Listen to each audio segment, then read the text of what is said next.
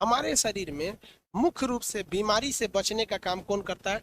WBC। लेकिन WBC के अंदर कौन होता है? T cell. जैसे आप लोग अभी रेलवे जो बैच पढ़ रहे हैं, ये खान सर ऑफिशियल नामक एप्लीकेशन पे पढ़ रहे हैं, लेकिन इस एप्लीकेशन के अंदर पढ़ा कौन रहा है? एप्लीकेशन थोड़ी पढ़ा रहा है, पढ़ा तो रहे हैं आपको खान सर।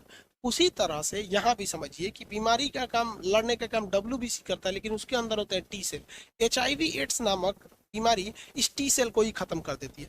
जैसे टी सेल खत्म होगा, आपके शरीर से WBC खत्म हो जाएगा, आपके शरीर को कोई प्रॉब्लम नहीं होने वाली है। लेकिन याद रखिएगा, आप बीमार होंगे तो ठीक नहीं पड़ेंगे।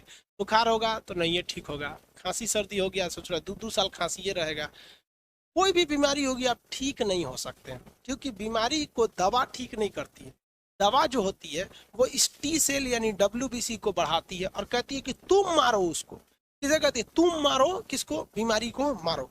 तो बीमारी से लड़ता है मेन हमारा WBC, और इसमें भी अगर मेन कहेंगे तो WBC का टी सेल। तो HIV का जो वायरस होता है वो किसको मार देता है? टी सेल को मार देता है। अब एक बात बताइए, मान लीजिए कोई आदमी आया, हिंदुस्तान की जितनी भी मिलिट्री है 13.5 लाख फौज को मार दिया, तो फिर हमारा देश क्या होगा? कोई भी मार के चला जाएगा। नेपाल आएगा मार के चल जाएगा, भूटान आएगा मार के चल जाएगा। रक्षा कौन करता है हमारे शरीर का? WBC। HIV के फैलने का सबसे बड़ा जो कारण है, देखिए कई कारण होता है। HIV सबसे 2 चीजों से कांटेक्ट में आता है। पहला आपका ब्लड। अगर किसी HIV मरीज है, HIV फैलने के लिए याद रखिएगा सबसे जरूरी है कि एक किसी ना किसी को HIV होना चाहिए, अदरवाइज में HIV नहीं फैलेगा। ऐसा नहीं है कि हमारा ब्लड किसी दूसरे में चढ़ गया या उसका किसी और में चढ़ गया तो मतलब इन्फेक्टेड हो गया, तो ऐसा नहीं। कम से कम एक व्यक्ति को HIV होना चाहिए, अदरवाइज में HIV नहीं फैलेगा। ब्लड के कांटेक्ट में, तो ब्लड के कांटेक्ट में आजकल सब सावधान रहते हैं सर। कोई भी सैलून में जाता है, बाल कटवाने कराते हैं तो रेजर बदलवा लेता है। क्यों? क्योंकि मान लीजिए कोई मरीज बैठा होगा, उसे HIV नहीं है, मान लीजिए उसे HIV नहीं, उसका कट गया और उसी रेजर से मेरा कट गया, तो बहुत बड़ी बीमारी नहीं होने वाली, थोड़ा सा वहां पे घाव हो जाएगा, इससे ज्यादा।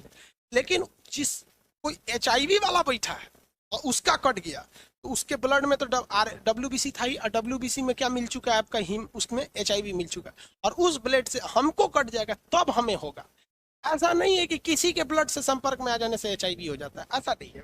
कम से कम एक HIV का होना जरूरी है, तभी वो आगे में HIV दे सकता है। जैसे मान लीजिए किसी को कोरोना ही नहीं है, हम उसको ऐसे अपना ऐसे भाप दे दिए, तो उसको कोरोना थोड़ी होगा, या वो हमको दे दे हम उसको दे दे, नहीं होगा भाप। एक का कोरोना पॉजिटिव होना चाहिए ताकि दूसरे को दे सके, वैसे एक का HIV होना चाहिए तभी वो दूसरे को दे सकता है। तो पहला ब्लड हो गया। दूसरा होता है सेक्सुअल डिस्चार्ज के समय, जब 2 लोगों के बीच में सेक्सुअल रिलेशन होते हैं, शारीरिक संबंध बनाते हैं, तो अगर वो असुरक्षित है तो फिर उसमें क्या होगा कि जो सेक्सुअल डिस्चार्ज होते हैं, जो हार्मोन्स निकलते हैं सब, जैसे मेल में से निकलता है स्पर्म और फीमेल से निकलेगा आपका ओवम वगैरह, तो इस दौरान सबसे ज्यादा HIV के वायरस ट्रांसप्लांट होते हैं, एक दूसरे में चले जाते हैं।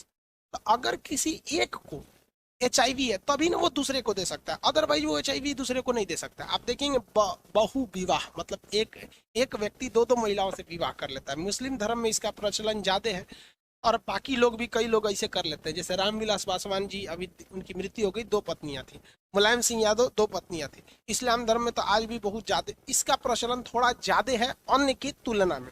उनको HIV थोड़ी हो जाता है, क्योंकि किसी से शारीरिक संबंध बना लेने से कभी भी HIV नहीं होता। HIV होता कब है कि जब आप कभी भी असुरक्षित शारीरिक संबंध बनाते हैं ऐसे व्यक्ति से जिसे HIV है, तो जाके आपको HIV हो सकता है, अदरवाइज में नहीं होगा।